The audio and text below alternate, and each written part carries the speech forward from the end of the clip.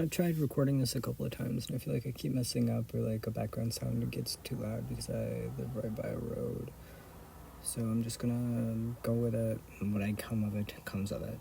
So this is me doing the sketch of it. I do a quick, nasty sketch, just getting everything in place, and then I wanted to add some text elements, so I slapped in her name in English and Japanese, because Japanese is her native language. Then I found this nice article on gyro texting culture, and I really like the part where it's like ripping them apart to radicules with their long, sharp fingernails. I thought that was fantastic wording, so I put that in there, and then I took this rabbit and I chromatic abrasioned him and did some hue swapping just to get the good colors that I wanted. And then for some background elements, I like folded him using the UV mapping, wrapping transformation thing, so I could get like a burst element for backgrounds. Then I go over top of that nasty, messy sketch with a slightly cleaner one, but still with a fat brush. I moved her head up some because she didn't have a neck and that was a little off. At this point, I'm not quite sure what the phone is gonna look like, so I just do like the vague shape of the phone and leave out the details. I enjoy gyarus and gals, so I wanted to make this character a gyaru, and it gave me a fantastic chance to do these like cool long nails and big thick lashes, and the makeup style of gyarus, which I think is just beautiful to look at, and I'm just really enjoying working on this character. Right here, I'm doing a third sketch for her hand, so that I can make sure I have the line weight right on the line art layer that I'm working on. There we are. I sketched out, I did the line art on that hand, and I move on to doing the arm. I bounce around a little bit. Here I am doing a line weight sketch because I know what I want, but I just couldn't quite fathom the thickness of the lines that I wanted, and I was using a brush that was slightly too small, so I was having to like manually weight lines. It's okay though, because it was worth it. I really enjoy the line art final product. I am guilty of jumping around while I'm working on the line art just because I don't enjoy it as much as I enjoy other parts of art. I really enjoy messy sketching, and I really enjoy coloring and painting, and I enjoy the product of line art, but I don't enjoy the process of it. However, I did like doing some specific things on this. Like, I really enjoyed doing her nails. They were a little difficult because nails have such a weird, like, apex that if you do it at the wrong spot, they immediately look off or too clunky and just not quite right. And it's just a very interesting thing to me. It being just like at the wrong place and it being off can apply to a lot of other things in art, such as her knees. I have them right now, but whenever I was trying to sketch them out earlier, I kept making her upper leg too short for the angle it's at, and that was incredibly infuriating for me at the beginning.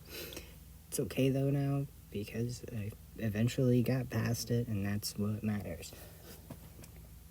I have become in more recent years much more likely to just work through a problem in my art, but before that I was a very huge fan of just delete it, just get rid of it. If you don't like it, just throw it in the trash. And I think that got me to where I am now, that allows me to work through mistakes because I didn't stress about them.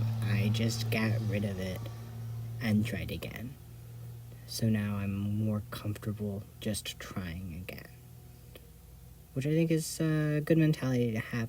I'm just about to start coloring. My line art's almost finished. There we go. I start another layer and I do a flat fill completely with her skin tone, and then I blush that on like her cheeks, nose, lips, fingers, her knees, her thighs a little bit, and I start doing her makeup layer.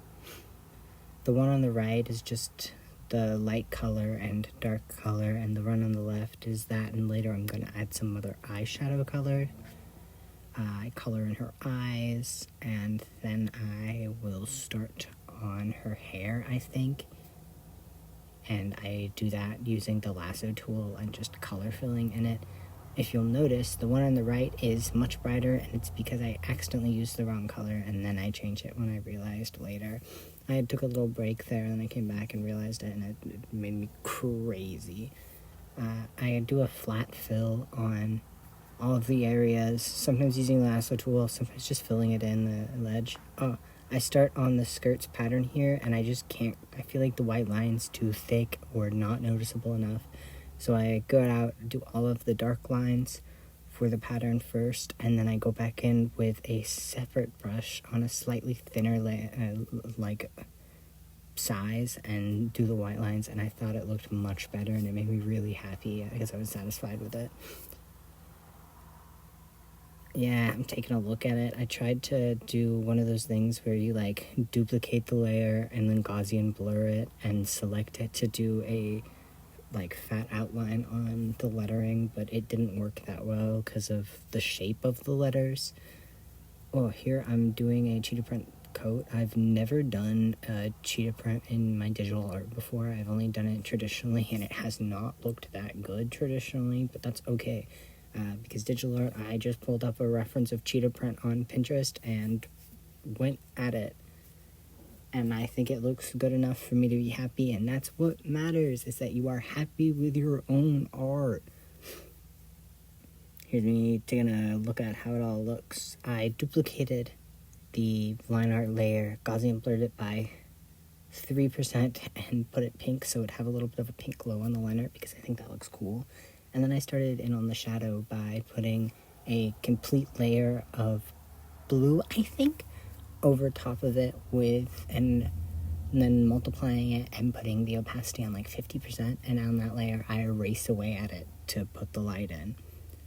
I think this is a really fun way of doing lighting because you get to like slowly push the forms into being rather than just like trying to color the shadows in and maybe missing stuff or just not quite having it right for you.